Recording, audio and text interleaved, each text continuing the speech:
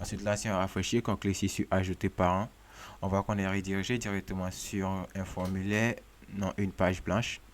Et d'où provient cette page blanche? Elle provient ici de... On va aller d'abord dans parent, create, et ici ça sera ajouter un parent d'élève. Donc là, ça sera un parent d'élève. Ajouter un parent d'élève. Ensuite ici, on va aller au niveau de LiveWire et on aura le formulaire, le fichier create parent qui est ici vide. Donc là, on va aller prendre tout ce qu'il y a dans create élève et aller le coller dans create parent. Et ici, on aura les champs qui vont apparaître dans le matricule, le nom, le prénom et le contact. Et ici, on a juste à modifier un peu. Donc là, on va venir supprimer ici le matricule, qui est le premier champ. Lorsqu'on enregistre un parent, on n'a pas besoin de connaître son matricule, puisque les parents n'ont pas de matricule. Imaginez s'ils avaient des matricules. Et ici, on aura ici les noms. Le champ nom du parent est requis pour l'erreur. Et ensuite, ça sera le champ nom du parent est requis. Ensuite, ici, on peut encore prendre le champ prénom est requis, c'est bon. Là, on n'aura pas la date de naissance, malheureusement. Donc ici, on peut supprimer, faire sauter la date de naissance. Et ici, le wire model, ça sera ici contact. Donc, il vaut mieux que je mette en même temps le wire model pour eux tous. Prénom. Et ici, je vais dupliquer ici prénom pour qu'il puisse me donner ici un champ de saisie de l'email. Et ici, on aura ici l'email. Et ici, le wire model, ça sera ici email. Donc là, on aura le nom, le prénom, l'email, et là, on n'aura pas le contact du parent puisqu'on enregistre directement le parent. Ça sera tout simplement contact. Contact.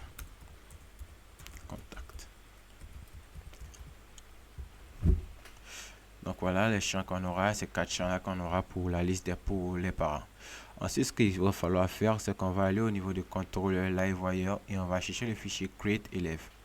Là, on va venir fouler toute sa fonction store et ses variables aussi. Et là, on va aller dans create parent et on va coller tout ça ici. Donc là, pour un parent, on n'a pas le matricule. Donc plutôt que de supprimer ça, on aura ici le email. On n'aura pas la naissance. On aura ici aussi le contact. Et là, ça sera student parent. Et là, on va renommer ça en dollar. Là, je vais tout renommer et ça sera dollar parent. Ensuite, ici, pour le parent, ici, ça sera l'email qui sera requis et ça sera unique. Et ça sera student parent avec un S et ici, ça sera ici email. Donc, l'email sera requis et unique. Et ici, ça sera pas string, ça sera ici email. Ensuite, on aura le nom, le prénom. Ici, ça sera le compte. La naissance peut sauter. Et ici, ça sera ici le contact.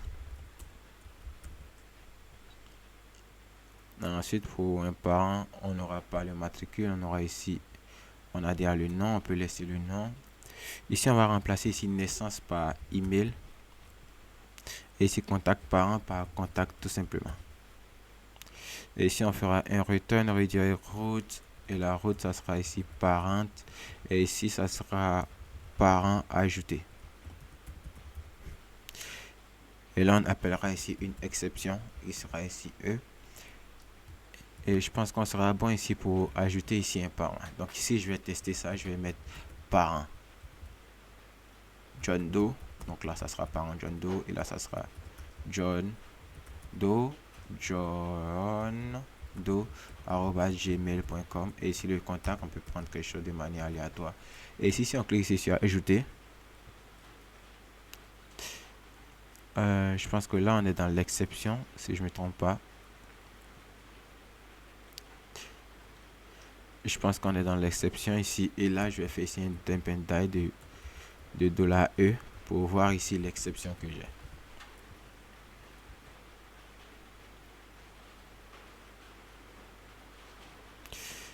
Ok, cliquez ajouter. Et là, je suis toujours dans l'exception comme je le disais. Incorrect date value for email. Et oui, c'est normal. Ici, l'email, j'ai mis ça de type date. j'ai dû définir ça lorsque j'ai défini une migration là-bas. Donc ici, je vais mettre create student. Je vais chercher ici cette migration parent table. Et ici, pour l'email, ça sera ici un string. Ensuite, ce que je vais faire, c'est que là, je vais venir supprimer ici cette table student parent. Je vais aller au niveau de la table migration aussi et rechercher la migration create student parent table et aussi la supprimer. Ensuite, je vais revenir ouvrir ma console et relancer ici la migration comme si la dernière migration n'avait pas été exécutée. Ensuite, là, si je rafraîchis ça et que j'essaie maintenant d'insérer un nouveau parent, je pense que ça passera normalement. Donc là, on met john@gmail.com. Et sur le contact, on peut prendre ça et on clique ici sur ajouter. On est redirigé sur l'écran avec le message parent ajouté. Et là, vous pourrez vous amuser à faire ça. Et ce que vous allez faire, c'est que lorsque vous allez finir d'ajouter le parent, vous pourrez rendre ça fonctionnel. C'est-à-dire, pour le moment ici, c'est le bouton supprimer qui est fonctionnel. Je peux supprimer un parent directement. Et là, ça me redirige ailleurs. Mais si je retourne ici sur parent, je vois que le parent a été supprimé. Donc là, vous pouvez vous entraîner à faire ça, à mettre en place le formulaire qui permet d'éditer un parent. Et là, cette partie-là, je le réserve comme un exercice. Et là, je ne vais pas le traiter dans le projet. Donc, vous avez juste un exercice qui va vous permettre de faire l'édition d'un formulaire avec les voyelles. Et dans tout le projet, toute l'application qu'on avait fait, soit au niveau des élèves, classe, niveau, on a déjà mis ça en place. Donc, vous pouvez vous servir de ces exemples-là pour mettre en place ici ce petit exercice et le corriger à votre manière. Donc là encore, je vais venir y ajouter un nouveau parent.